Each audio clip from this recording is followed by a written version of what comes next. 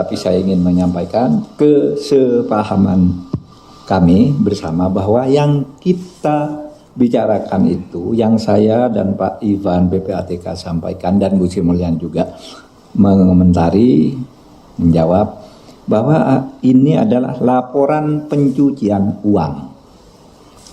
Laporan tindak pidana pencucian uang.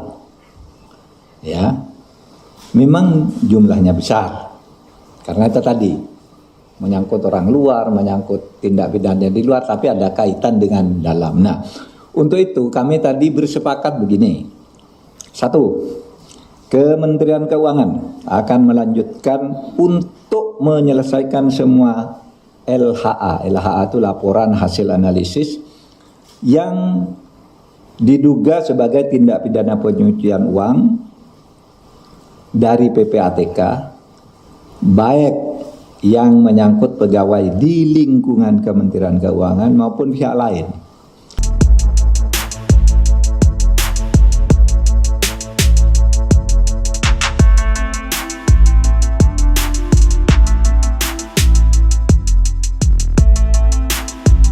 Menteri Koordinator Bidang Politik Hukum dan Keamanan atau Menko Polhukam Mahfud MD dan Menteri Keuangan Sri Mulyani telah sepakat akan menyelesaikan laporan adanya transaksi janggal di lingkungan Kemenkeu.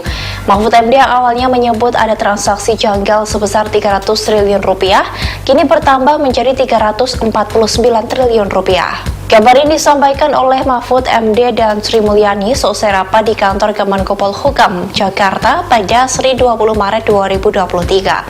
Rapat tersebut juga dihadiri oleh Kepala Pusat Pelaporan Analisis Transaksi Keuangan atau PPATK, Ivan Yustiavandana.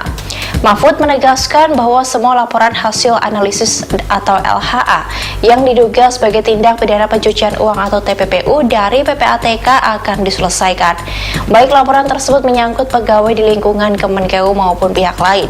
Apabila nanti dari laporan PPATK itu ditemukan bukti tindak pidana, laporan tersebut akan ditindaklanjuti dengan proses hukum oleh Kemenkeu sebagai penyidik tindak pidana asal atau TPA.